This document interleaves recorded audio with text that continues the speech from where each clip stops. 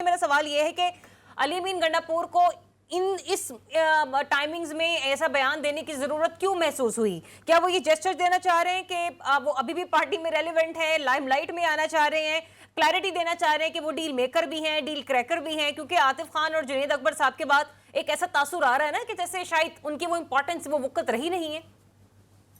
ज़रिया बहुत शुक्रिया।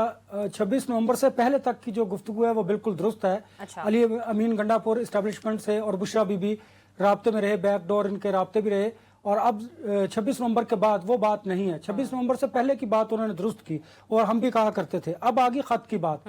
देखिए, खत दूसरी जानिब से जब उसको इनकार किया जा रहा है, वो क्यों कर किया जा रहा है, ये इस वजह से भी किया जा रहा है कि जो मौजूदा सेटअप है, उन्होंने जिस तरह बानी पीटीआई को 26 नवंबर के बाद कमज़ोर किया उनकी जमात को, और मैंने आपको कल भी अर्ज किया था कि पॉलिटिकली जो सियासी कुव्वत के जरिए पाकिस्तान तरीके इंसाफ हासिल करना चाहती थी वो ना कर सकी, जिसकी वजह से उनको मुज़ाकरात में भी 2 कदम पीछे हटना पड़ा। अब देखिए, एस्टेब्लिशमेंट पहले भी ये बात करती थी पब्लिकली कि आपको अगर बात करनी है तो पार्लियामान के अंदर कीजिए, आप सियासी जमातों से बात कीजिए। पाकिस्तान तरीके इंसाफ उस तरफ नहीं जाया करती थी, लेकिन अब सियासी तौर पर कमजोर होने के बाद पाकिस्तान तहरीक इंसाफ ये चाहती है कि वो पॉलिटिकल डायलॉग को दोबारा शुरू करे।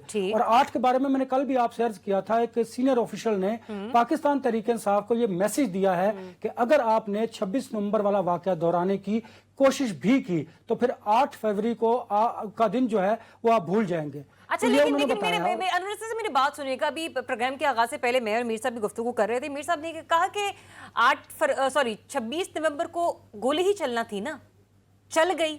इसके बाद आपको लगता है कि कोई डर, कोई खौफ रह गया सामने वालों में? अब कुछ भी कहते रहे, कोई भी स्टेटमेंट आती रहे, आपको लगता है कि कारकुनान के दिल में जो एक डर था, जो खौफ था, अब वो वाला बुत भी मुकम्मल तौर पर टूट चुका है? अब शायद इसकी भी उनको वो नहीं रहेगी कि गोली चल सकती थी, गोली तो चल गई। देखिए जरा, आप गोली चल गई, उसके बाद की जो सिचुएशन है हमें उस पर भी गौर करने की जरूरत है। उस 26 नवंबर के वाक़े के बाद पाकिस्तान तहरीक इंसाफ के कारकुनान में बहुत मायूसी पाई जाती है, और उसकी बुनियादी वजह यह है कि जब बुशरा बीबी और अली अमीन गंडापुर रात में उन्होंने गाड़ियां तब्दील की और वो जिस तरह पेशावर पहुंचे, आपके सामने ये सारी सिचुएशन। इस मामले पर देखे, जिन्होंने तो गोलियां खाई, क्या ये गोलियां खाने के लिए कारकुनान रह गए हैं? इस पर बड़े कंसर्न्स हैं इन कारकुनान के। वहां पर मैंने आपको उस दिन भी अर्ज किया था कि अगर बुशरा बीबी और अली अमीन गंडापुर डी चौक की तरफ चलते तो हालात आज ये ना होते। 26 नवंबर के बाद कारकुनान में जो अदम तहफ़्फ़ुज़ पाया जाता है वो बढ़ता चला जा रहा है।